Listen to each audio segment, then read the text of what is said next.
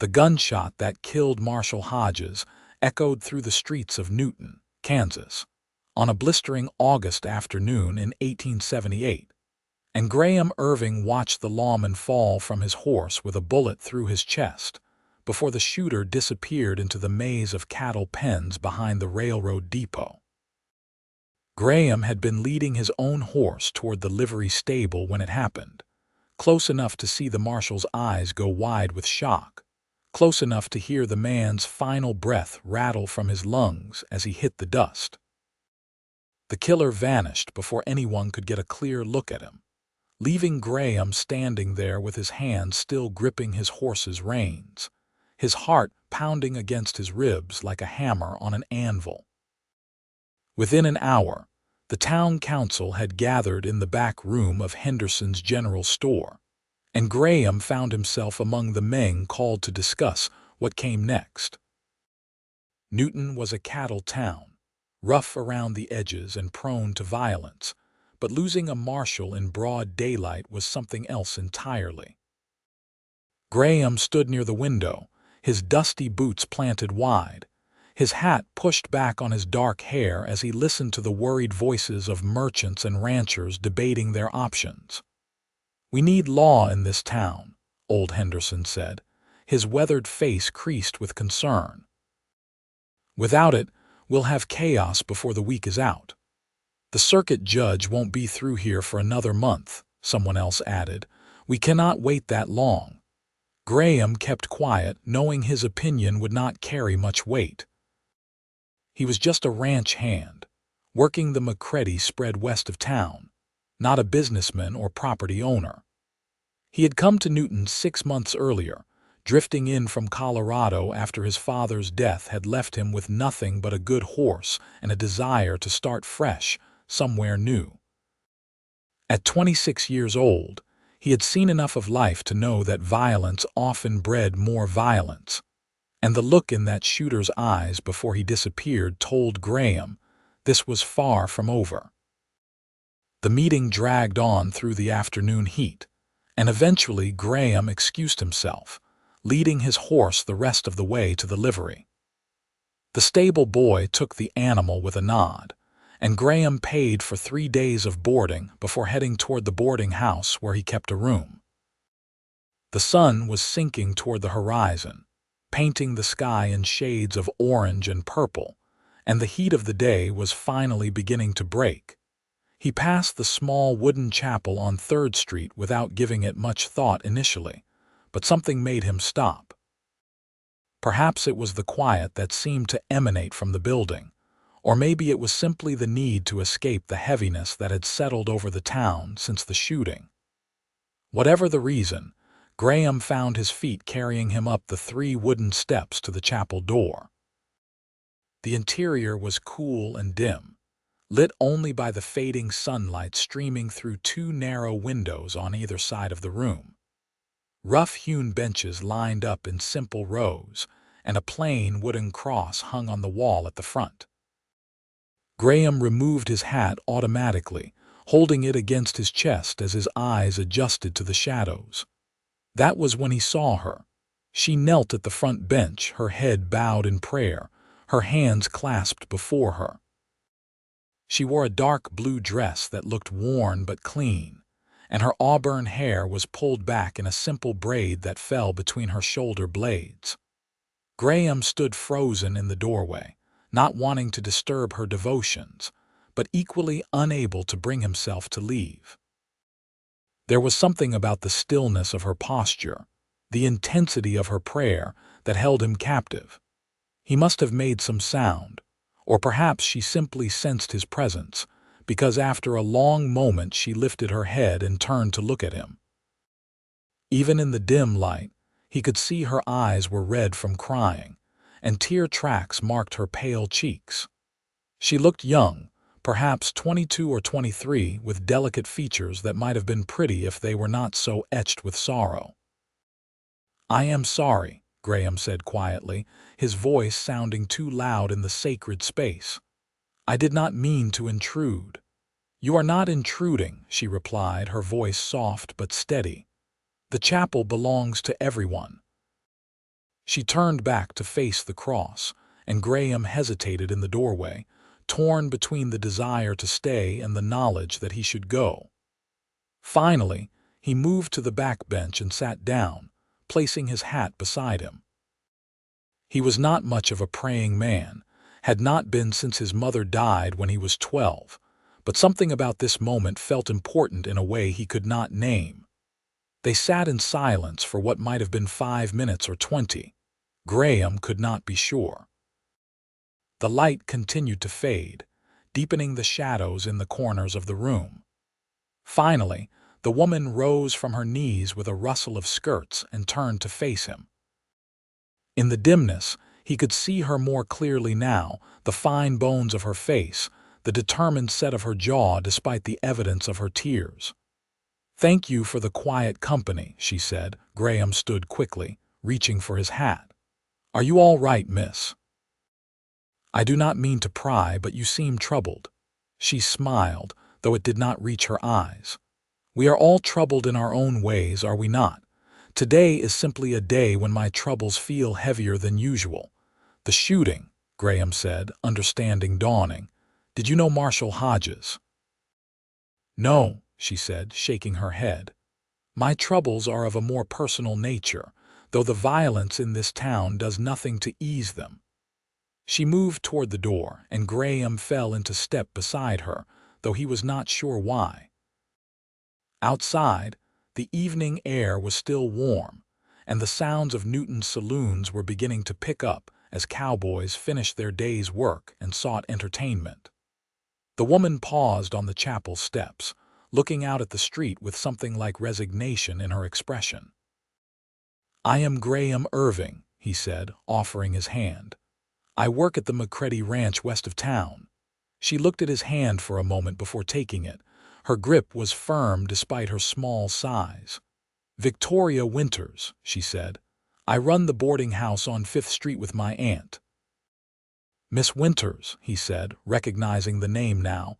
He had heard of the boarding house, though he stayed at a different establishment on the far side of town.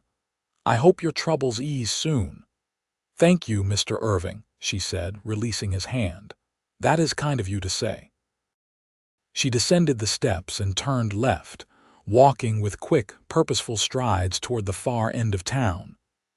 Graham watched her go, something stirring in his chest that he could not quite name. The way she held herself, straight-backed despite her obvious pain, reminded him of a willow tree bending in a storm but refusing to break. He went to bed that night in his small room at the boarding house, listening to the sounds of rowdy cowboys and tinny piano music drifting through the window. But his thoughts kept returning to the woman in the chapel. He wondered what troubles could bring such tears to her eyes, what weight she carried that drove her to prayer in the quiet of the evening. The next morning was Sunday, and Graham found himself walking toward the chapel without having consciously decided to do so. The morning service was conducted by Reverend Walsh, a thin man with a booming voice who preached about forgiveness and redemption to the 30 or so people who had gathered on the hard wooden benches. Graham spotted Victoria Winters in the 3rd row, sitting beside an older woman who had to be her aunt. Victoria's hair was pinned up beneath a simple bonnet, and she wore the same dark blue dress from the evening before. Graham took a seat in the back, feeling out of place among the families and respectable citizens who made up the congregation. When the service ended, people filed out into the bright morning sunshine, gathering in small groups to exchange pleasantries and gossip. Graham hung back, watching as Victoria spoke quietly with her aunt before the older woman walked away with a group of other ladies. Victoria stood alone for a moment, and Graham seized the opportunity before he could talk himself out of it. He approached her with his hat in his hands, suddenly feeling awkward and uncertain. "Miss Winters," he said, "good morning." She turned to him with a look of surprise that quickly shifted to recognition. "Mr. Irving, I did not expect to see you at services." "To be honest, I did not expect to be here myself," he admitted, but I found myself wanting to come. The chapel has a way of calling to people who need it, she said, a hint of warmth creeping into her voice. How are you today? He asked. Are you feeling any better? She looked down at her hands, clasped before her. Some days are harder than others. Today is manageable. Graham wanted to ask what had happened, what caused her such pain, but he held his tongue. They barely knew each other, and such questions would be presumptuous. Instead, he said, I wonder if you might allow me to walk you home, Miss Winters. The streets can be rough, especially on a Sunday when the cowboys have been drinking all night. She studied him for a long moment, her green eyes searching his face as if trying to read his intentions. Whatever she saw there must have satisfied her, because she nodded slowly. That would be acceptable, thank you. They walked through the streets of Newton together, maintaining a proper distance between them. The morning was already growing warm, promising another scorching day. Victoria moved with the same quiet grace he had noticed the night before, acknowledging the greetings of shopkeepers and other townspeople as they passed. How long have you been in Newton? She asked as they turned onto 5th Street. 6 months or so, Graham said. I came from Colorado after my father passed. He had a small ranch there, but it was mortgaged to the bank. When he died, they took it. I decided to start fresh somewhere new. I am sorry about your father, Victoria said softly. Thank you. It was his time, I suppose. He worked hard all his life and had little to show for it at the end. I hope to do better for myself, though I have not quite figured out how yet. They reached the boarding house, a 2-story structure with a wide front porch and clean white paint that spoke of careful maintenance. Victoria paused at the bottom of the steps, turning to face him. Thank you for the escort, Mr. Irving. It was thoughtful of you. Would you be at services next Sunday? Graham asked, the words coming out before he could stop them. I am there every Sunday, she said. And most evenings during the week when I can get away from the boarding house duties. Then perhaps I will see you there, he said. A small smile touched her lips, the first genuine one he had seen from her. Perhaps you will.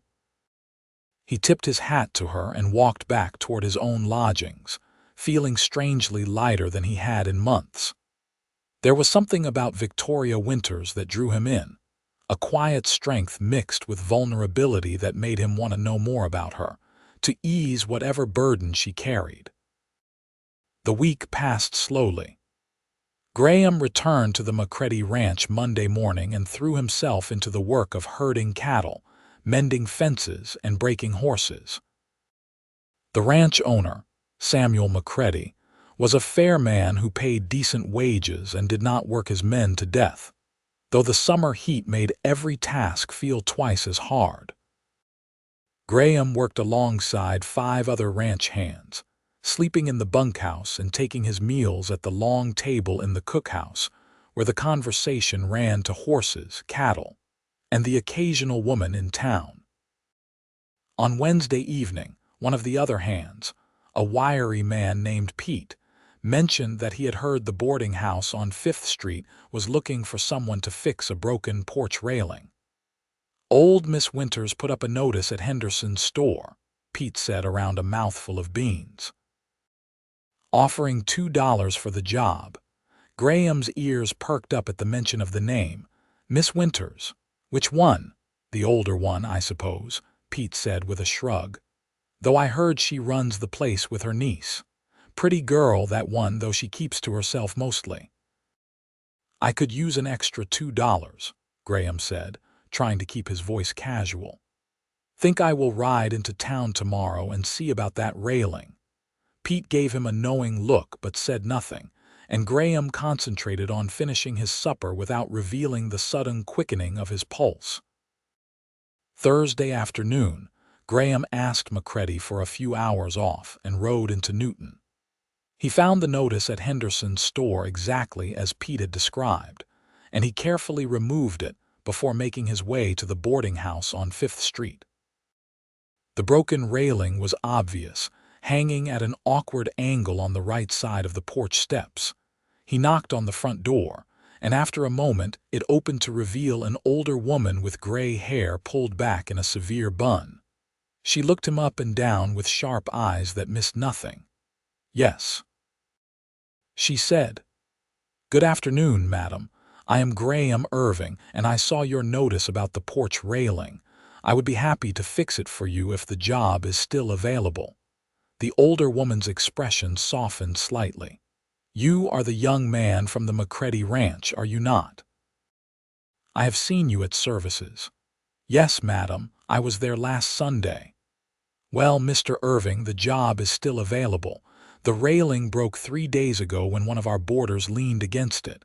Fortunately, he did not fall, but it needs proper repair. Can you do the work?" "Yes, madam. I have tools in my saddlebag, and I can have it fixed within the hour." "Good. My name is Margaret Winters. Come around to the back when you are finished, and I will pay you." She closed the door, and Graham set to work examining the broken railing. The wood had split where it connected to the porch post, and one of the support brackets had pulled loose. He retrieved his tools and set about removing the damaged pieces, measuring carefully so he could replace them with wood from the pile he spotted stacked near the back of the house. He was halfway through the repair when the front door opened again and Victoria stepped out onto the porch. She wore a simple gray dress with an apron tied around her waist, and her hair was pinned up loosely with a few tendrils escaping around her face. She carried a glass of water in her hand. "Mr. Irving," she said, genuine surprise in her voice. "I did not know you were the one doing the repair." Graham straightened, wiping sweat from his forehead with the back of his hand. "Miss Winters." "Yes, I saw the notice in town and thought I could use the extra money." "That is very kind of you." She extended the glass toward him. "I thought you might be thirsty. It is terribly hot today." "Thank you," he said, taking the glass gratefully. The water was cool and sweet, and he drank half of it in one long swallow. "That hits the spot." Victoria sat down on the porch steps, careful to avoid the area where he was working. "How is the work at the McCready Ranch?" "Steady and honest," Graham said. "Mr. McCready is a good man to work for. The pay is fair, and he does not ask more of us than is reasonable." "That is important," Victoria said, looking out at the street. "Too many employers in this town take advantage of their workers." Graham studied her profile as he sipped the remaining water. In the afternoon light, he could see the delicate curve of her cheek, the way her lashes cast shadows below her eyes. "Your aunt said you run this boarding house together. That must be a lot of work." "It is," Victoria admitted.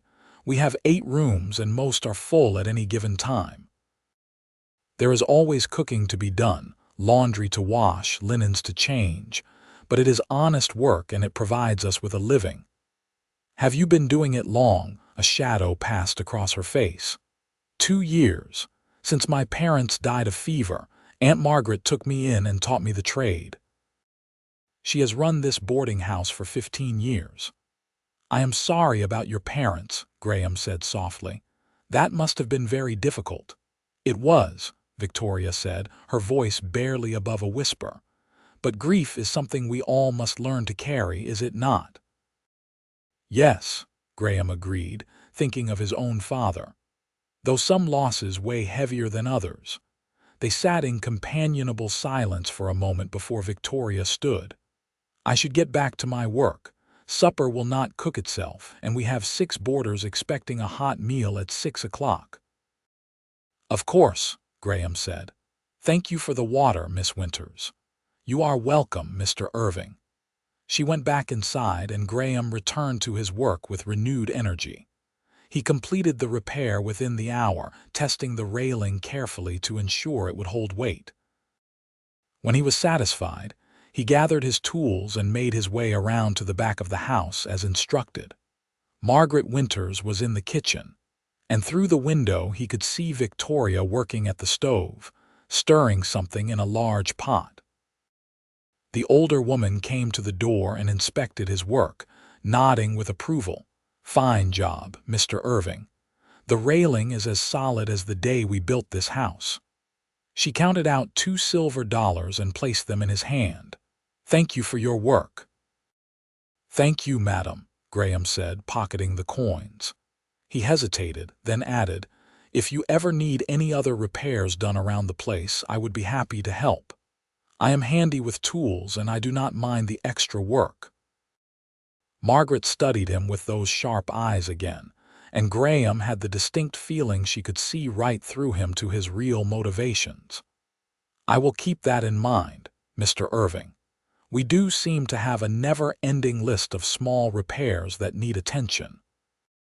Graham tipped his hat and returned to his horse, riding back to the McCready Ranch with the $2 in his pocket, and the memory of Victoria's profile etched in his mind. That evening, as he lay in his bunk listening to the other hands snoring around him, he found himself thinking about her tears in the chapel, her quiet strength, the sadness that seemed to cling to her like morning mist. Saturday evening, Graham rode into Newton again, ostensibly to buy tobacco and have a drink at one of the less rowdy saloons. In truth, he found himself drawn once more to the chapel on 3rd Street. The sun was setting as he tied his horse to the rail outside, and when he pushed open the door, he saw exactly what he had hoped to see. Victoria knelt in her usual place at the front bench, her head bowed in prayer. Graham moved quietly to the back bench and sat down, removing his hat. This time she did not turn around, but after several minutes she spoke without moving. "Good evening, Mr. Irving." "Good evening, Miss Winters. How did you know it was me?" "I heard your footsteps. You walk with a particular gait, slightly favoring your left leg, an old injury." "A horse kicked me when I was 16, Graham admitted, surprised by her perceptiveness. "It healed well enough, but I suppose I still favor it without realizing." Victoria rose from her knees and turned to face him, moving to sit on the bench closer to where he sat. "Do you mind if I ask what brings you to the chapel this evening? You do not strike me as someone who prays regularly." "You are right about that," Graham said honestly. "I suppose I come here because it is quiet, and because I have found your company to be peaceful." She looked at him for a long moment, and in the fading light he could see the tiredness in her face, the weight of whatever burden she carried. "That is one of the kindest things anyone has said to me in a long time. May I ask what troubles you, Miss Winters?" "I do not mean to pry, but I can see that you carry a heavy weight. Sometimes sharing a burden makes it lighter." Victoria was quiet for so long that Graham thought she would not answer. When she finally spoke, her voice was so soft he had to lean forward to hear her. "I was engaged to be married," she said. "His name was Thomas Carter, and he was a clerk at the railroad office. We had known each other since childhood, and everyone expected we would marry. We set the date for June of last year, and I made my dress, and everything was prepared." She paused, her hands twisting together in her lap. Graham waited, not wanting to rush her. 3 weeks before the wedding, Thomas left town with another woman. She was a saloon girl, someone he had been seeing in secret for months. They took the train to California, and I have not heard from him since. The whole town knew about it before I did. The humiliation was almost worse than the heartbreak.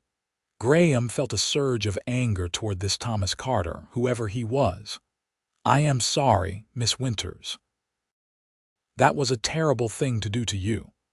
The worst part," Victoria continued, her voice breaking slightly, "is that I still find myself praying for him. Praying that he is safe, that he found what he was looking for." "How foolish is that?" "It is not foolish," Graham said firmly. "It speaks to the goodness of your heart. A lesser person would pray for his downfall, but you pray for his happiness even after he hurt you. That is a rare quality." Victoria looked at him with tears shining in her eyes. "Do you truly think so?" "I know so," Graham said. And I think Thomas Carter was a fool to give up a woman like you." A tear slipped down her cheek, and without thinking Graham reached out to gently wipe it away with his thumb. The gesture was intimate, perhaps too much so, but Victoria did not pull away. Instead, she closed her eyes briefly, as if savoring the simple comfort of human touch. "Thank you," she whispered. They sat together in the darkening chapel until the last light faded from the windows. When they finally emerged into the night, the streets of Newton were alive with Saturday evening revelry. Graham insisted on walking Victoria home, and she accepted without protest. At the boarding house steps, she turned to him. "Will you be at services tomorrow?" "Yes," Graham said. "I will be there." "I am glad," Victoria said simply, and then she was gone, disappearing into the house and leaving Graham standing in the street with his heart pounding in a way that had nothing to do with the walk. Sunday morning dawned clear and hot, and Graham arrived at the chapel early. He watched the congregation file in, nodding to neighbors and familiar faces, until Victoria arrived with her Aunt Margaret. She wore a dress he had not seen before, a soft green that brought out the color of her eyes, and when she spotted him in the back row, she smiled. After the service, as people gathered outside in their usual groups, Graham approached Victoria while her aunt was occupied with other ladies from the church. "Miss Winters, I wonder if I might ask you something." "Of course, Mr. Irving." Graham took a deep breath, suddenly nervous in a way he had not been since he was a boy. "Would you allow me to call on you properly? I know we have not known each other long, but I find myself wanting to know you better, if that would be acceptable to you and your aunt, of course." Victoria's expression shifted through surprise to something that looked like cautious hope. "You want to court me?" "Yes," Graham said simply, "if you will have me." She was quiet for a moment, her eyes searching his face. "Why, you barely know me, Mr. Irving. I am damaged goods in this town, the woman who was left at the altar. Why would you want to tie yourself to that?" "Because when I look at you, I do not see damaged goods," Graham said earnestly. "I see a woman of strength and grace, someone who prays for the man who wronged her instead of cursing his name. I see someone worth knowing, worth caring for, and I would like the chance to prove that to you, if you will let me." Victoria's eyes filled with tears again, but this time they looked like tears of something other than sorrow. "Yes," she said softly. "Yes, you may call on me." "Really?" Graham felt a grin spreading across his face. "Really," Victoria confirmed, a smile breaking through her tears. "But you will have to ask my Aunt Margaret for permission.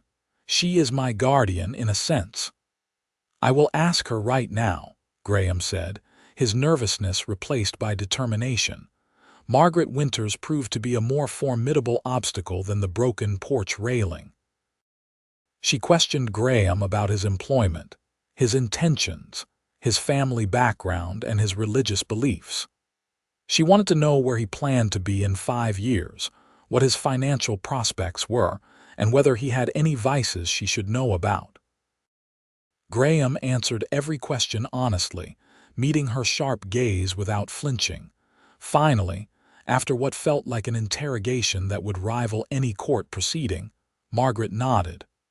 "Very well, Mr. Irving. You may call on Victoria on Tuesday and Thursday evenings, and Sunday afternoons after services.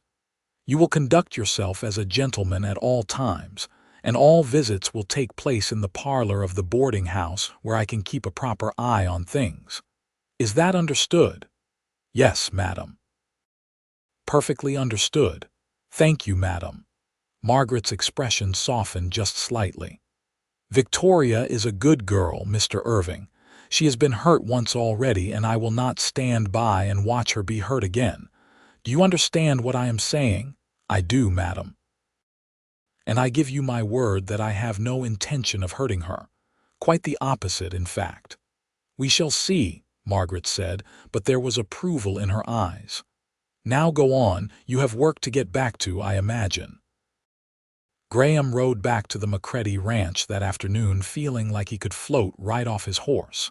He had a girl, a wonderful girl, and she had said yes to his courtship. The other ranch hands noticed his good mood immediately and ribbed him mercilessly through supper, but Graham did not care. Nothing could dampen his spirits.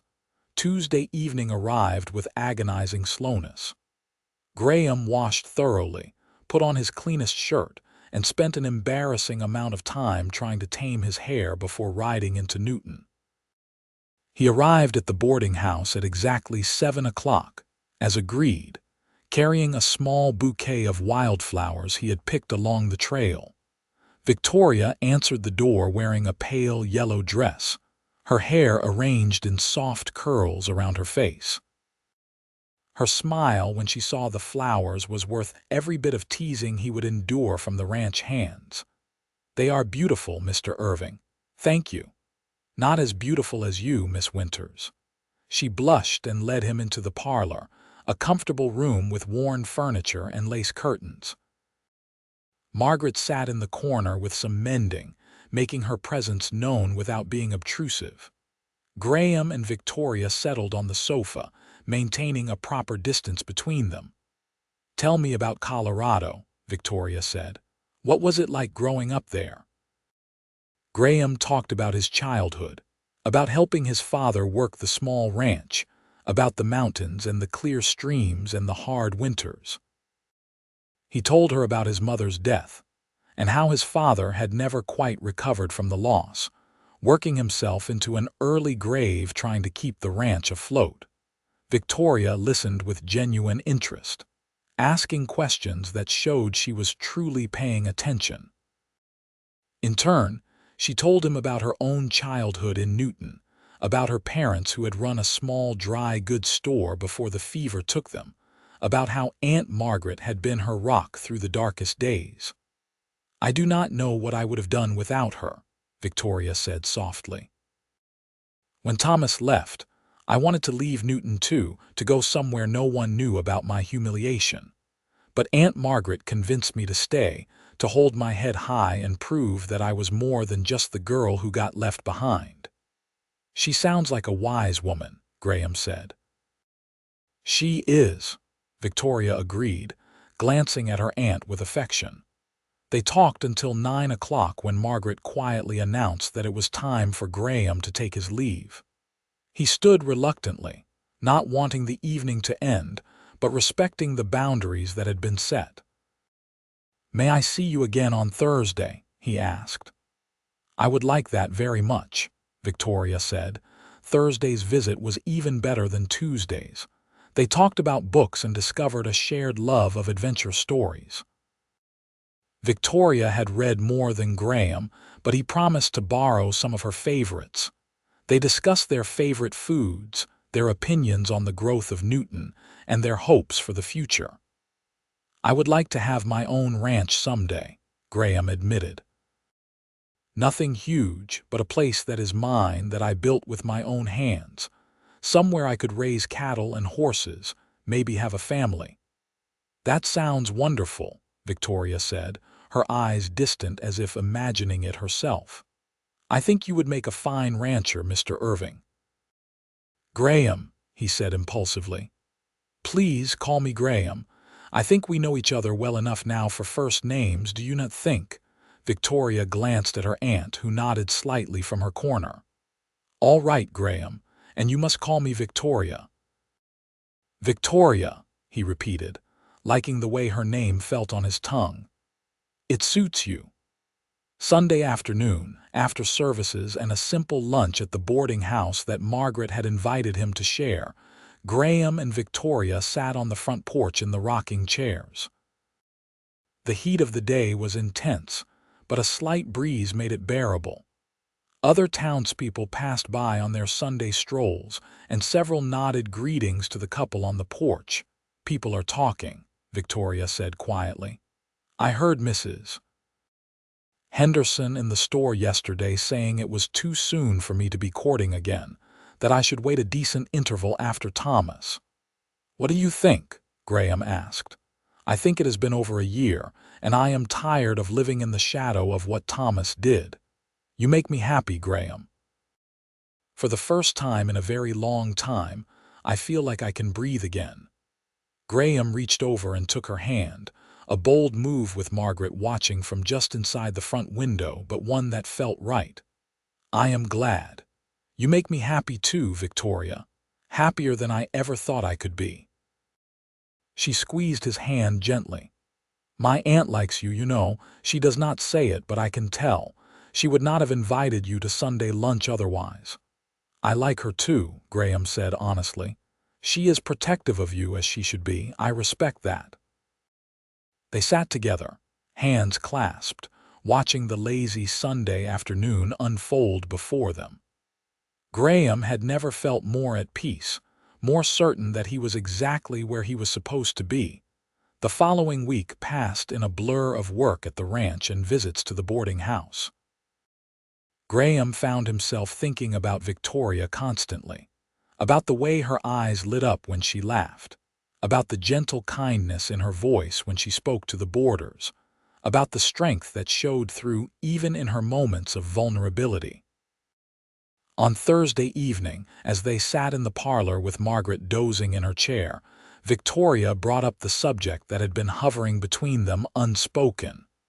"Graham, where do you see this courtship leading? I need to know what your intentions are. I cannot go through another situation like Thomas. I need honesty, even if it hurts." Graham set down the book he had been pretending to read and turned to face her fully. "My intentions are entirely honorable, Victoria. I want to marry you. I know it is fast, and I know we have only known each other a short time, but I have never been more certain of anything in my life." Victoria's breath caught. "Truly, truly," Graham said firmly. "I love you, Victoria Winters. I think I started falling in love with you the moment I saw you praying in that chapel. You are everything I could want in a wife and more. I know I do not have much to offer right now, just a ranch hand's wages and a lot of dreams, but I promise I will work hard to give you the life you deserve." Tears streamed down Victoria's face, but she was smiling through them. "I love you too, Graham. I did not think I could feel this way again after Thomas, but you have shown me that real love is nothing like what I felt before. This is deeper, truer, more solid. Then will you marry me?" Graham asked, his heart pounding so hard he thought it might burst from his chest. "Yes," Victoria said without hesitation. "Yes, I will marry you." Graham wanted nothing more than to pull her into his arms and kiss her, but with Margaret stirring in her chair, he settled for bringing Victoria's hand to his lips and pressing a gentle kiss to her knuckles. "You have made me the happiest man in Kansas." Margaret, who had apparently not been as asleep as they thought, cleared her throat. "Well, it is about time you two got that settled. I was beginning to think you were going to dance around it for months." They both laughed, the joy in the room palpable. Margaret stood and moved to sit beside Victoria, taking her niece's free hand. "Are you certain, dear girl? You know I only want your happiness." "I am certain, Aunt Margaret, more certain than I have ever been about anything." Margaret turned her sharp gaze to Graham. "And you, young man, you understand what you are taking on. Victoria deserves a man who will cherish her, protect her, and stand by her through whatever life brings." "I understand, madam, and I give you my word that I will spend the rest of my life trying to be worthy of her." "Good," Margaret said, her expression softening. "Then you have my blessing. Now, when are you planning this wedding? Please tell me you will give people enough time to prepare properly." Graham and Victoria looked at each other, and Victoria spoke first. "I do not want a long engagement, Aunt Margaret. I have already had one of those, and look how it turned out. I would like to marry soon if Graham agrees." "How soon?" Margaret asked, her eyebrows rising. 3 weeks, Victoria suggested, looking at Graham hopefully. 3 weeks, Graham agreed without hesitation. That would make it the third Sunday in September. Is that enough time to arrange everything? Margaret sighed but nodded. It will have to be. We will need to get you a proper dress, Victoria, and arrange for Reverend Walsh to perform the ceremony. And we will need to prepare some kind of reception, even if it is simple. I do not need anything fancy, Aunt Margaret, Victoria protested. Just a simple ceremony with our friends and family. You will have a proper wedding, even if it is simple, Margaret said firmly. Every bride deserves that much. The next 2 weeks were a whirlwind of activity. Victoria spent every spare moment sewing a new dress with help from several ladies in the church. A simple but elegant gown of cream-colored cotton with lace at the collar and cuffs. Graham spoke to Samuel McCready about his plans, and to his surprise, the ranch owner offered him a raise and a small cabin on the property where he and Victoria could start their married life. "You are a good worker, Irving," McCready said, leaning against the corral fence. "Reliable and honest. Those qualities are hard to find. I would hate to lose you because you needed better wages to support a wife. Consider the raise and the cabin my wedding present to you both." "Thank you, sir," Graham said, genuinely moved by the generosity. "That means more than you know. Just keep working hard and treat your wife right. That is all the thanks I need." Graham rode into town every evening that week, helping Victoria and Margaret with whatever preparations they needed. He chopped wood, fixed a leaky roof, moved furniture, and ran errands. Several of the boarding house residents good-naturedly teased him about being domesticated before he was even married, but Graham did not mind. He would do anything for Victoria. On the Saturday before the wedding, Victoria's dress was finished. Graham was not allowed to see it, but Margaret reported that it was beautiful and that Victoria looked like an angel in it. That evening, as Graham and Victoria sat on the front porch enjoying the cooling September air, she leaned her head against his shoulder. "Are you nervous?" she asked softly. "About marrying you, not even a little bit. About being a good husband and providing for you properly. A little bit nervous about that, I will admit." "You will be wonderful," Victoria assured him. "I have no doubts about that." "Do you have any doubts? About us, I mean." Victoria lifted her head to look at him directly. "None whatsoever. Graham, you have given me back something I thought I had lost forever. The ability to trust, to hope, to believe in happy endings. That is more valuable than anything else you could give me." Graham cupped her face gently in his hands, his thumbs brushing across her cheekbones. "May I kiss you? I know we should wait until after the ceremony, but I cannot help myself." "Yes," Victoria breathed. He leaned in slowly, giving her time to change her mind, but she met him halfway. Their lips touched softly at first, tentative and sweet, then with growing confidence as the kiss deepened. When they finally pulled apart, both were breathless. "I have wanted to do that for weeks," Graham admitted. "So have I," Victoria said, blushing prettily in the lamplight from the window. They sat together until Margaret called Victoria inside for the night, and Graham rode back to the ranch with his heart singing.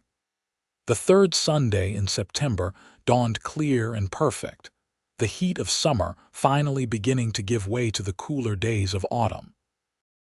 Graham dressed in his best clothes, a dark suit he had purchased in town with some of his savings, and borrowed a horse and buggy from McCready to drive into Newton. His hands shook slightly as he hitched the horse, and Pete clapped him on the shoulder with a grin. "Nervous, partner?" "A little," Graham admitted. "You will do fine. That girl is lucky to have you, and you are lucky to have her. Now get going before you are late to your own wedding." The chapel was fuller than Graham had expected when he arrived. It seemed half the town had turned out for the ceremony, curious to see Victoria Winters marry after the scandal with Thomas Carter. Graham took his place at the front beside Reverend Walsh, wiping his sweaty palms on his trousers. The small organ in the corner began to play, and everyone stood as Victoria appeared in the doorway on Margaret's arm. Graham's breath caught in his throat. She was absolutely beautiful, her auburn hair arranged in soft waves beneath a simple veil. Her cream dress fitted perfectly to her figure. But it was the radiant smile on her face, the pure joy in her eyes as she looked at him, that nearly brought him to his knees.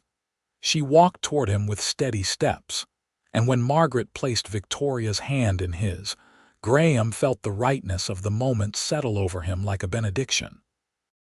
This was meant to be. They were meant to be. Reverend Walsh began the ceremony with a prayer, then launched into the traditional words about marriage being a sacred covenant. Graham barely heard them, too focused on Victoria's face, on the way she looked at him like he was the only person in the world. Do you, Graham Irving, take this woman, Victoria Winters, to be your lawfully wedded wife? To have and to hold, from this day forward, for better or for worse, for richer or for poorer, in sickness and in health, to love and to cherish, until death do you part? I do, Graham said firmly, his voice carrying through the chapel. And do you, Victoria Winters, take this man, Graham Irving, to be your lawfully wedded husband? To have and to hold from this day forward, for better or for worse, for richer or for poorer, in sickness and in health, to love and to cherish, until death do you part? I do, Victoria said, her voice clear and strong.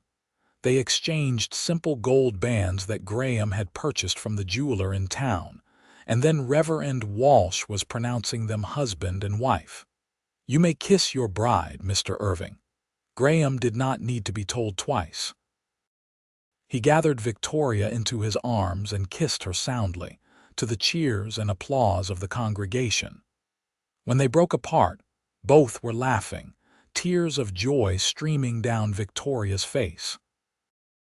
They walked back down the aisle together, hand in hand, greeting their friends and neighbors who had come to witness their union. Outside the chapel, people threw rice and called out congratulations. Margaret had arranged for a simple reception in the church hall next door, with cake and lemonade and sandwiches. Graham stood with his arm around Victoria's waist, accepting handshakes from men and hugs from women, feeling overwhelmed by the goodwill directed at them. Samuel McCready was there with his wife, and several of the ranch hands had cleaned up and come to town for the occasion. Even some of the boarders from Victoria's boarding house had attended, speaking fondly of the young woman who had always treated them kindly. As the afternoon wore on and the reception began to wind down, Margaret pulled Graham aside. I am trusting you with the most precious thing in my life, young man. Do not make me regret it. I will spend every day proving that your trust was well placed, madam, Graham promised. See that you do. She hugged him briefly, then whispered, Thank you for making her happy again. I was beginning to think she never would be. Graham and Victoria left the reception in the borrowed buggy, heading west toward the McCready Ranch and the cabin that would be their new home. Victoria had packed her belongings that morning, and Margaret had promised to bring them out in a few days once the couple had time to settle in. The cabin was small but well built, with 2 rooms and a stone fireplace.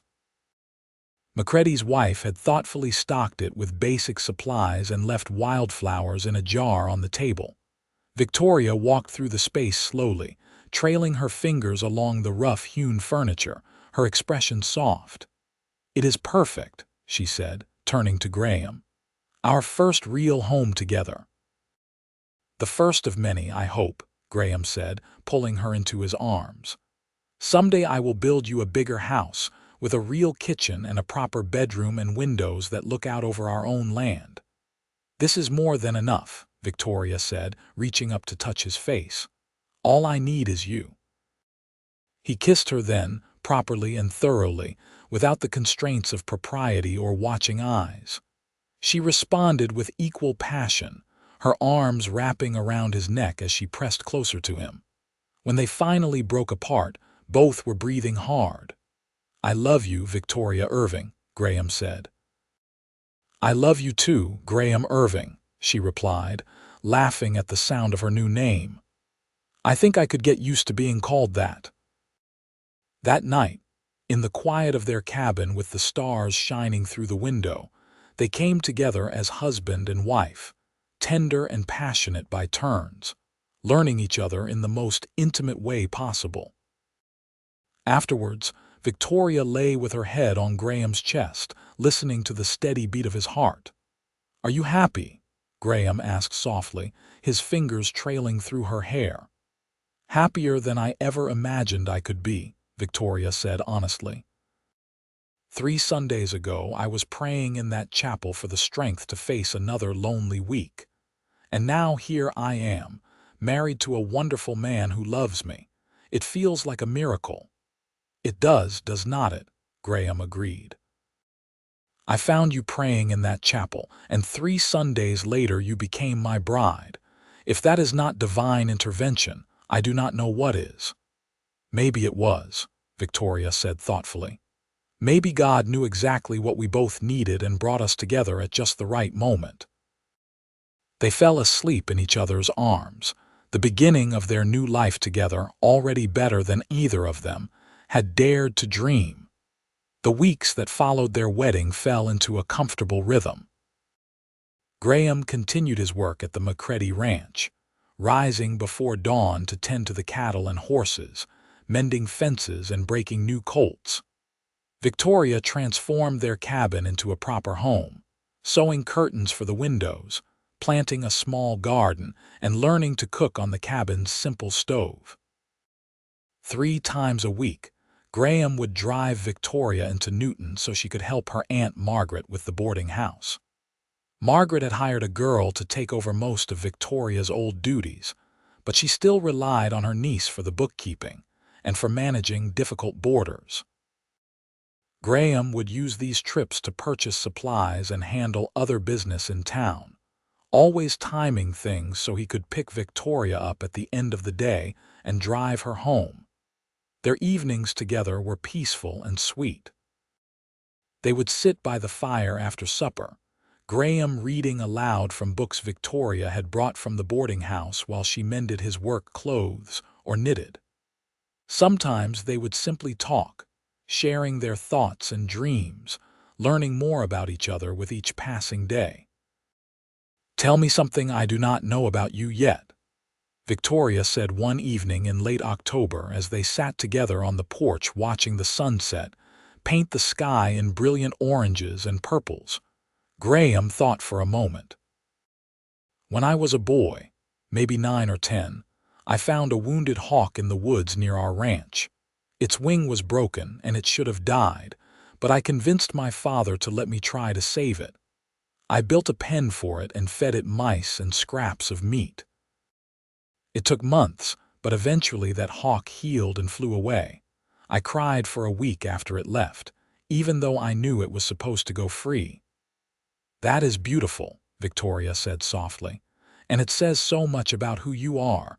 You have always been someone who helps broken things heal, have you not?" "I suppose I have," Graham admitted.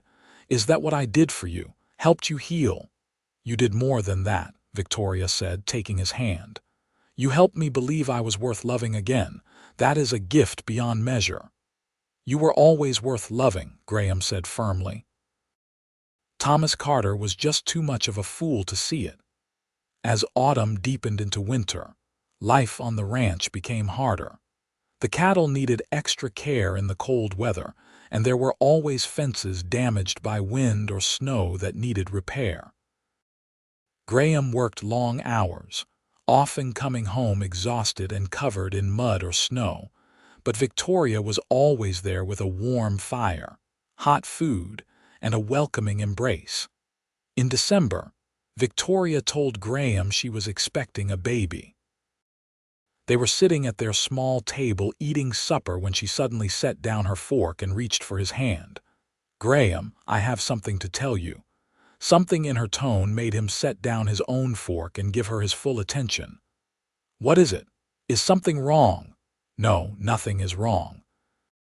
Quite the opposite, actually. She took a deep breath, her eyes shining with unshed tears. "I am going to have a baby. We are going to have a baby." For a moment, Graham could not process the words. Then their meaning sank in, and joy flooded through him like a river breaking through a dam. A baby. "Truly, truly," Victoria confirmed, laughing at his stunned expression. "The baby should come sometime in July, I think." Graham stood so quickly his chair nearly toppled over, pulling Victoria up and into his arms. He spun her around once before carefully setting her back on her feet, suddenly afraid he might hurt her. "This is the best news, the very best news. Oh, Victoria, we are going to be parents." "Are you happy?" Victoria asked, though she could clearly see the answer on his face. "Happy does not even begin to cover it," Graham said, dropping to his knees and pressing his ear against her still flat stomach. "Hello in there, little one. This is your father. I cannot wait to meet you." Victoria laughed and cried at the same time, her hands resting gently on Graham's head. "I love you so much. I love you too. Both of you."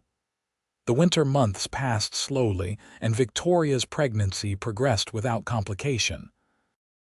She continued to help at the boarding house through the early months, but by March, when her condition became obvious, Margaret insisted she stay home and rest. Victoria protested, but Graham sided with Margaret, not wanting his wife to overtax herself. "I am not made of glass," Victoria argued one evening. "Women have been having babies since the beginning of time while doing far harder work than bookkeeping." "I know that," Graham said patiently.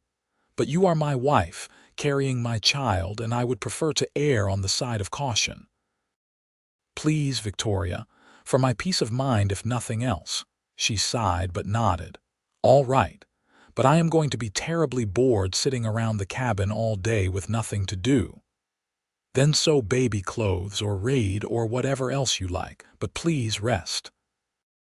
As spring arrived and the prairie burst into bloom, Victoria's belly grew round and pronounced. Graham loved to place his hands on her stomach and feel the baby kick and move. They spent hours debating names, finally settling on Henry if it was a boy and Grace if it was a girl. In mid-July, on a sweltering afternoon when the heat made everything shimmer and waver, Victoria's pains began. Graham rode hell-bent for Newton to fetch the midwife, a capable woman named Mrs. O'Brien, who had delivered half the babies in the county. By the time they returned to the cabin, Victoria was gripping the bedpost, breathing through another contraction. Mrs. O'Brien took charge immediately, sending Graham to boil water and gather clean linens. Margaret arrived an hour later, having been summoned by one of the ranch hands, and she helped Mrs. O'Brien prepare for the delivery. Graham was banished to the main room of the cabin, where he paced like a caged animal, flinching every time Victoria cried out. The labor lasted through the night and into the next morning. Graham sat with his head in his hands, praying harder than he had since his mother died, begging God to keep Victoria safe, to bring their child safely into the world. The sun was high in the sky when he finally heard the thin, warbling cry of a newborn baby. Mrs. O'Brien emerged from the bedroom, wiping her hands on her apron. "You have a son, Mr. Irving, a healthy boy with a fine set of lungs on him, and your wife came through beautifully. She is tired but well." Graham could have kissed the woman. Instead, he clasped her hand and thanked her profusely before rushing into the bedroom. Victoria lay propped against pillows, her hair damp with sweat, her face pale but radiant. In her arms, she held a tiny bundle wrapped in a soft blanket. "Graham," she said softly, "come meet your son." He approached the bed with shaky steps, hardly daring to breathe as he looked down at the small red face peeking out from the blanket. The baby's eyes were squeezed shut, his tiny fists waving in the air, his mouth open in another outraged cry. "He is perfect," Graham whispered, reaching out to touch one impossibly small hand. The baby's fingers immediately wrapped around his, gripping with surprising strength. "Absolutely perfect." "Henry Graham Irving," Victoria said. "Do you approve?" "I approve," Graham said, his voice thick with emotion. "Hello, Henry. Welcome to the world, son." Margaret came in to admire her great-nephew, tears streaming down her weathered cheeks as she held the baby. "He has your chin," Victoria and his father's eyes. "Oh, he is a beautiful boy." Mrs. O'Brien stayed for several hours, making sure Victoria was comfortable and showing Graham how to change the baby's diaper and swaddle him properly. When she finally left, she extracted a promise from Graham that he would send for her immediately if anything seemed amiss. The next few weeks were a blur of sleepless nights and constant feedings. Henry was a healthy baby with a vigorous appetite, and Victoria was exhausted from nursing him around the clock. Graham helped as much as he could, walking the floor with Henry when he fussed, changing diapers, and taking over all the cooking and cleaning so Victoria could rest. "I did not know I could love anyone as much as I love you," Graham said one night as he watched Victoria nurse Henry. "But somehow there is room in my heart for this little person too. It is amazing." "It is amazing," Victoria agreed, smiling down at their son. "I keep thinking about how close I came to missing all of this. If you had not walked into that chapel, if I had let my fear and hurt keep me from opening my heart again, I would never have known this joy." "We were meant to find each other," Graham said with conviction. "I truly believe that." As summer faded into autumn, Henry grew and thrived. He was a happy baby, quick to smile and laugh, with his mother's green eyes and his father's dark hair. Graham would sometimes sit and hold his son for hours, marveling at the tiny miracle they had created. Life settled into a new normal. Samuel McCready gave Graham even more responsibility at the ranch, eventually making him foreman over the other hands. The raise in wages allowed them to save money toward their dream of owning their own land someday. Victoria rejoined the church choir and occasionally helped Margaret at the boarding house, bringing Henry along in a basket where he would sleep contentedly through her work. On their first anniversary, Graham surprised Victoria with a gift he had been secretly working on for months. He led her outside behind the cabin, where a small wooden rocking horse stood waiting, intricately carved and painted. "I made it myself," Graham said, suddenly nervous. "For Henry when he is old enough to use it." "I know it is not much, but it is perfect," Victoria interrupted, running her hand over the smooth wood. "Graham, this is beautiful. You have such skill with your hands." "I had a lot of time to work on it in the evenings after you both fell asleep," he admitted. "I wanted to give our son something that would last, something he could remember me by when he is grown." Victoria kissed him softly. "He will remember you for so much more than a toy, no matter how beautifully made. He will remember a father who loves him, who works hard to provide for his family, who treats his mother with respect and affection. That is the gift you give him every day." That winter was harsh, with heavy snows that sometimes kept them confined to the cabin for days at a time. But they were warm and safe, with plenty of supplies laid in and each other for company. Henry learned to crawl, pulling himself across the floor with determined concentration, reaching for everything within his grasp. In the spring of 1880, Graham and Victoria received unexpected news. Samuel McCready had decided to sell a portion of his ranch and retire to town to be closer to his daughter and her family. He offered Graham and Victoria first option on purchasing 100 acres of prime grazing land at a price well below market value. I want to see it go to someone who will care for it properly, McCready said as they sat in his ranch house discussing the offer. You have been a good foreman, Irving, and a good man. This land deserves someone like you. Graham and Victoria discussed the offer long into the night, weighing the risks against the potential rewards. It would mean taking out a loan from the bank, something that made Graham nervous given how his father's debt had cost him everything. But it was also the opportunity they had been dreaming of, the chance to own their own land and build something lasting for Henry and any future children. What does your heart tell you? Victoria asked finally. My heart says we should do it, Graham admitted, but my head worries about the debt. We are not your father and this is not his situation, Victoria said gently. We have savings, we have your steady income from the ranch, and we have each other. I believe we can make this work, Graham. I believe in us. Her faith in them, gave Graham the courage he needed. They met with the banker, presented their case, and secured a loan for the land purchase. By summer, they owned 100 acres of Kansas prairie, complete with a creek running through the property and a small herd of cattle that McCready sold them at cost. Graham continued working as foreman while also developing their own land. It meant longer hours and harder work, but Victoria was there every step of the way, helping where she could, managing their finances with careful precision, and keeping their home running smoothly. Henry toddled around the cabin now, chattering in his own language, bringing joy and laughter to even the hardest days. In the fall of 1880, Victoria told Graham she was expecting their second child.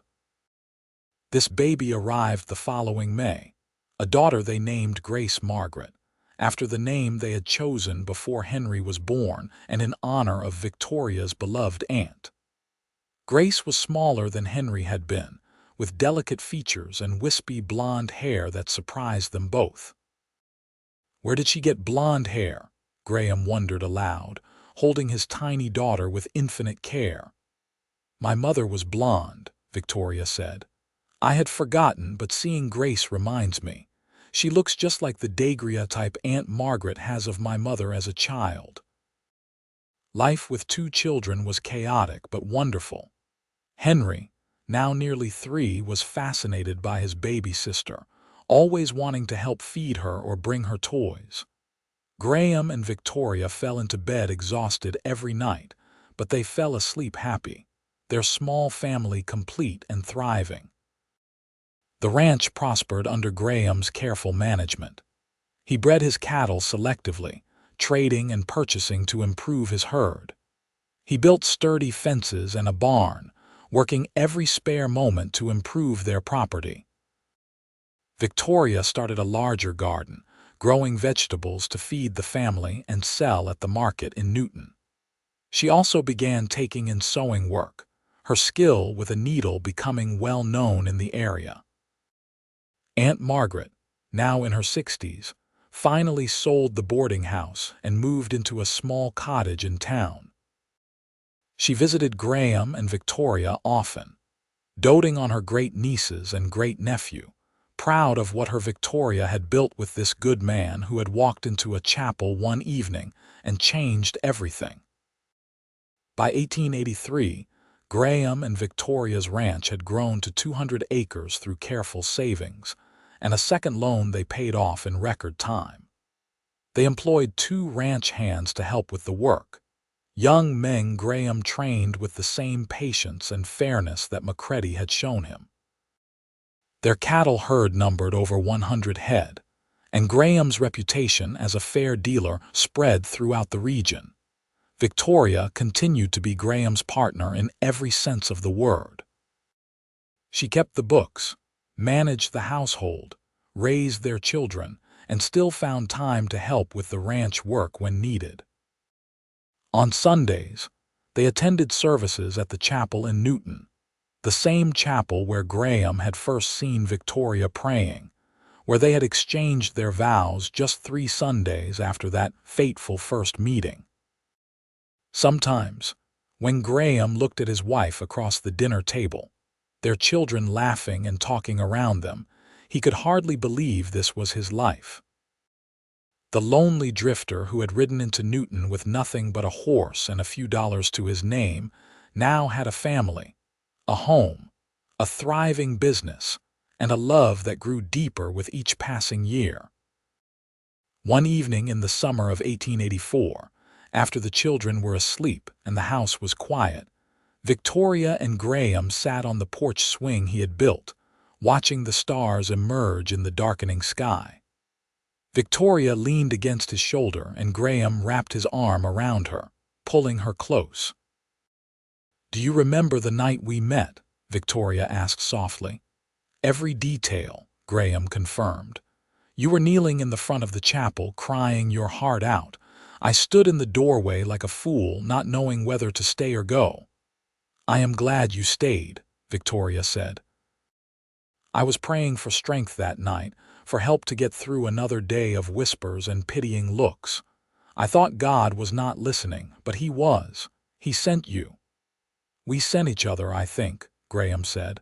"I needed you just as much as you needed me. I was lost, drifting with no purpose or direction. You gave me something to live for, something to work toward." "We have built a good life together, have we not?" Victoria mused. "The best life," Graham agreed. "Better than I ever dreamed possible. Do you ever think about Thomas Carter?" Victoria asked, surprising him. Graham considered the question carefully. "Not often, honestly. Why, do you?" "Sometimes," Victoria admitted. "Not with anger or regret, but with a kind of gratitude, strange as that sounds. If he had not left me, I would never have been free to meet you.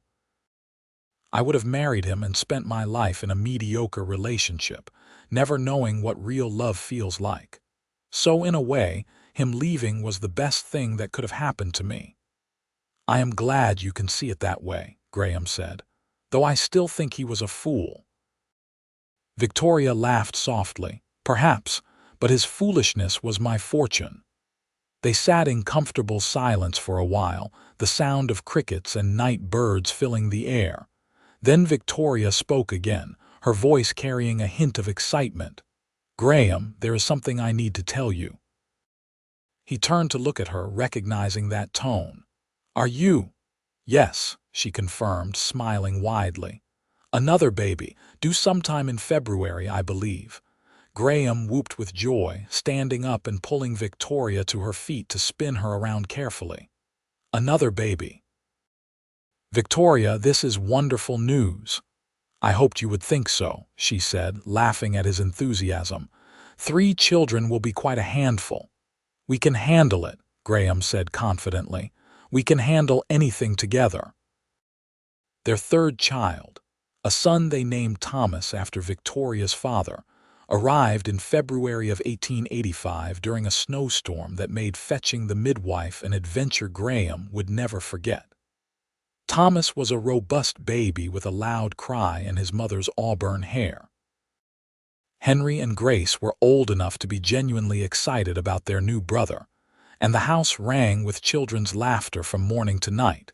The years flowed by like water, each one bringing its own joys and challenges.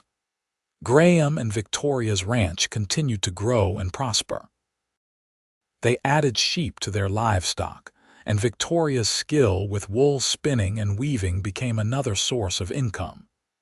Henry grew into a thoughtful boy who loved books and learning, much like his mother.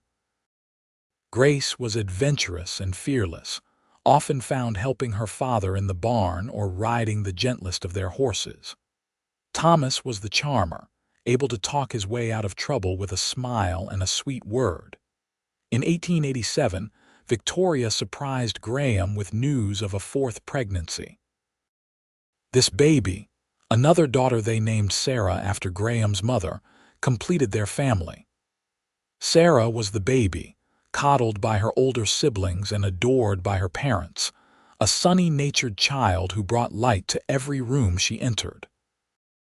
Aunt Margaret remained a constant presence in their lives until her peaceful death in 1890, at the age of 70. She passed away in her sleep, and at her funeral, Victoria spoke of the woman who had taken her in when she had nothing, who had taught her strength and resilience, who had approved of Graham when he came courting and had loved their children as her own. She was the best of women, Victoria said through her tears as they stood at Margaret's grave. I would not be who I am without her. She was proud of you, Graham said, holding his wife close. She told me once that watching you build this life with me was her greatest joy. She died knowing you were happy and loved. That is a gift. As the 19th century drew to a close, Graham and Victoria's ranch had become one of the most successful in the region. Their children were growing into fine young people. Henry, now 15, talked of becoming a teacher. Grace, at 13, had developed a talent for training horses that rivaled her father's. Thomas, at 9, wanted to be a rancher like his father. And Sarah, at 7, changed her mind weekly about her future, much to everyone's amusement. On a warm evening in June of 1893, Graham and Victoria celebrated their 15th wedding anniversary. The children had conspired with neighbors to arrange a party, and the house was full of friends and well-wishers.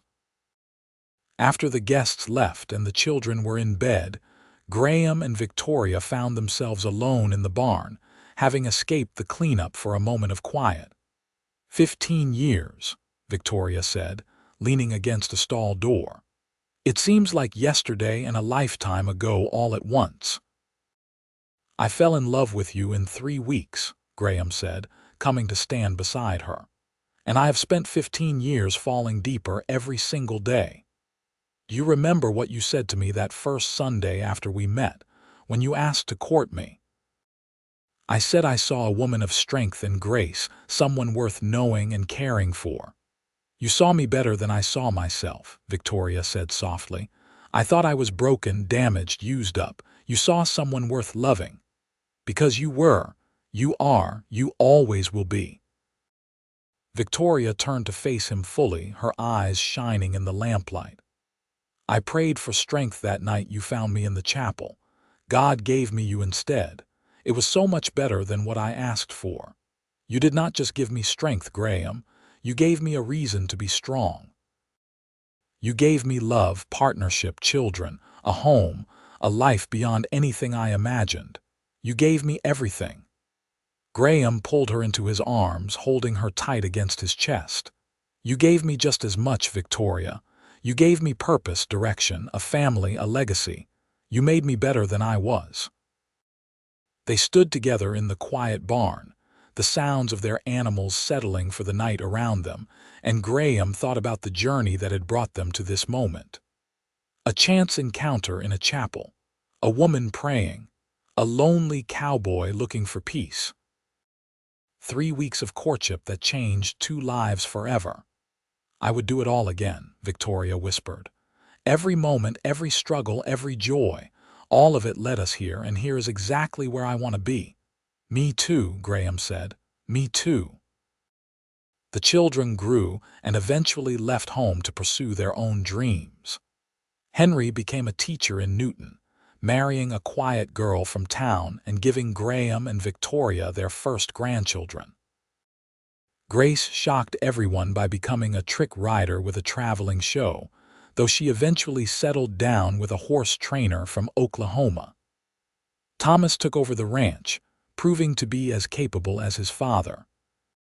Sarah became a nurse, serving her community with the same compassion her mother had always shown. Graham and Victoria grew old together, their hair turning gray, their steps slowing, but their love never diminishing. They would sit on their porch in the evenings, watching the sun set over the land they had built together, holding hands the way they had on that first Sunday afternoon after their wedding. You know what I am most grateful for? Victoria asked one evening when they were both in their 70s, the year 1918 bringing its own challenges and changes to the world. What is that? Graham asked, his voice still warm though roughened by age. That I listened to my heart instead of my fear. That I said yes when you asked to court me, even though I was terrified of being hurt again. That I took a chance on love one more time. I am grateful you did too, Graham said, though I never doubted you would. From the moment I saw you in that chapel, I knew you were brave. Brave enough to pray even when your heart was breaking. Brave enough to trust again even when you had every reason not to. Brave enough to build a life with a ranch hand who had nothing but dreams and determination. You had more than that, Victoria protested. You had integrity and kindness and a good heart. Those things matter more than money or property. Maybe, Graham conceded, but you took a chance on me anyway. 3 Sundays from prayer to wedding. Everyone thought we were crazy. We probably were, Victoria said with a laugh. But it was the best kind of crazy, the kind that leads to 50 years of happiness.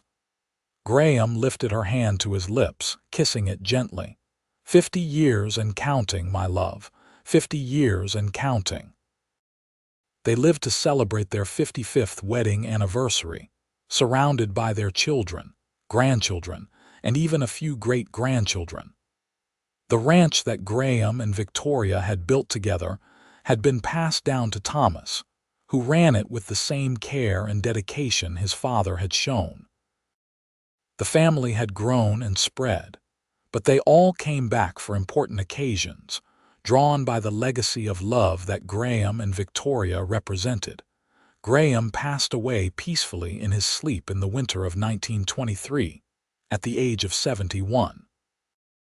Victoria held his hand as he took his last breath, tears streaming down her face but grateful for every moment they had shared. At his funeral, she spoke of the man who had walked into a chapel on a hot August evening in 1878 and changed her life forever. He was the best of men, she said to the gathered crowd. Kind, hard-working, faithful, and true. He loved me when I thought I was unlovable. He built a life with me when I had nothing to offer but a broken heart and a willingness to try again. He gave me children, grandchildren, a home, and 55 years of happiness I never thought I would know. I am grateful for every single day.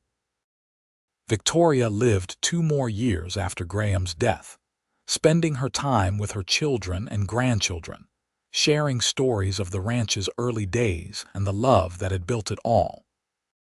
She attended church every Sunday, sitting in the same chapel where she and Graham had married, where this whole beautiful journey had begun. When Victoria passed away peacefully in the spring of 1925, at the age of 70, she was buried beside Graham on a hill overlooking the ranch. Their children placed a headstone there that read, Graham and Victoria Irving found each other in prayer, united in love, together forever.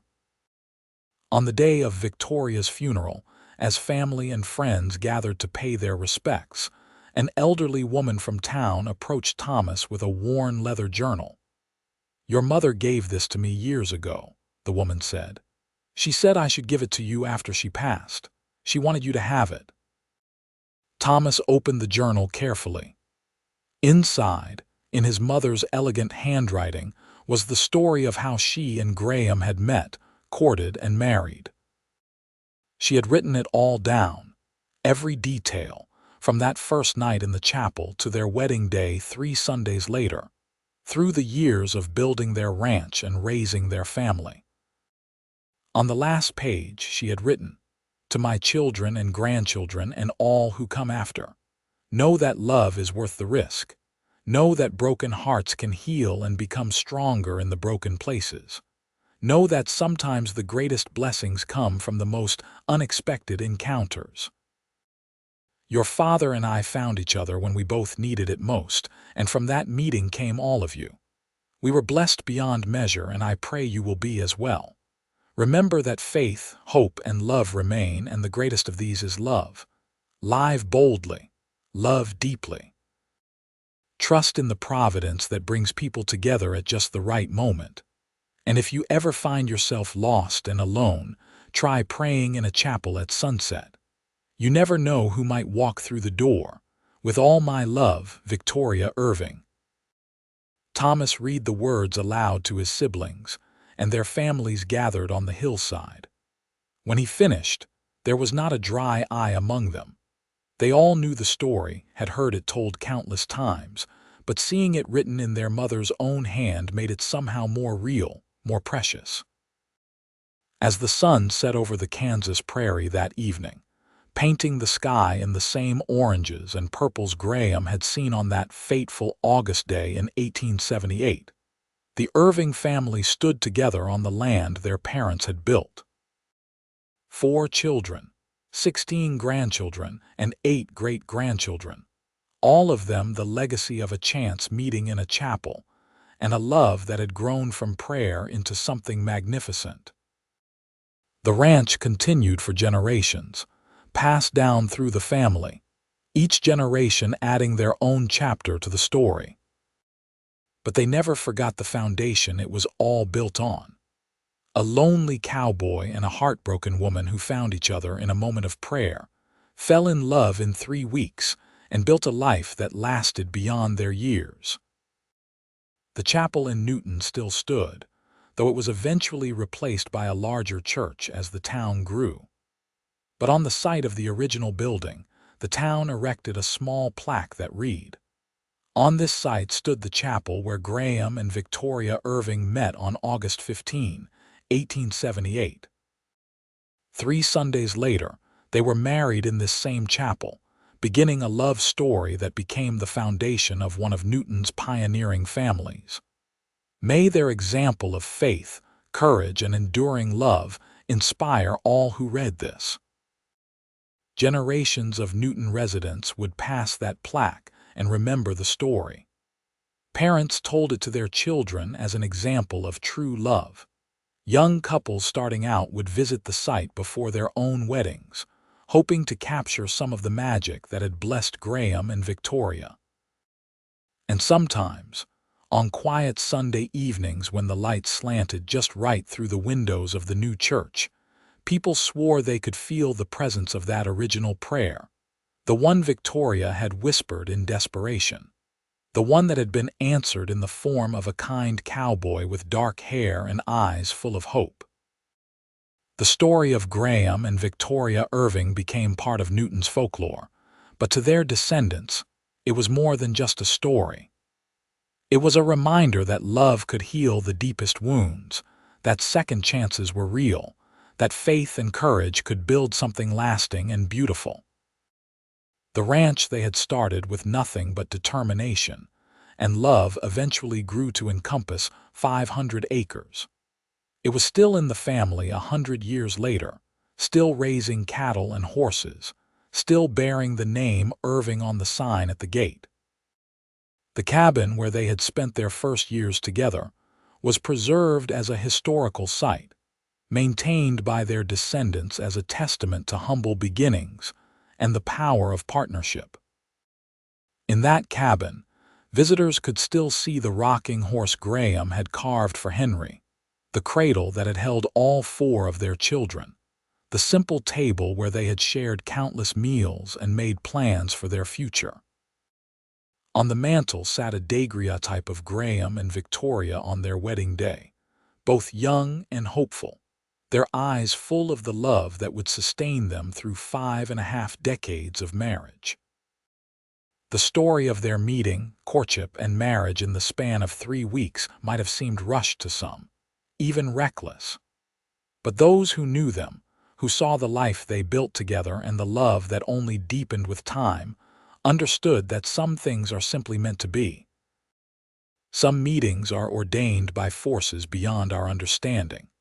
Some loves are written in the stars long before the people involved ever cross paths. Graham Irving had walked into a chapel looking for a moment of peace and found the woman who would become his entire world. Victoria Winters had knelt in prayer asking for strength and received instead a partnership that would give her more than she ever dared to ask for. Together, they proved that healing was possible, that new beginnings could rise from the ashes of disappointment, and that love, when nurtured with patience and devotion, could grow into something eternal. Their story was simple in its telling but profound in its impact. A man and a woman, meeting at the right time in the right place, opening their hearts to possibility despite fear and past pain. 3 weeks to fall in love. A lifetime to prove that love was real. And in the end, that was the greatest legacy Graham and Victoria left behind. Not the ranch, though it prospered. Not the children, though they were wonderful. Not the material success they achieved through hard work and determination. Their greatest legacy was the proof that love, real love, the kind that commits and endures and grows stronger through trials, was possible.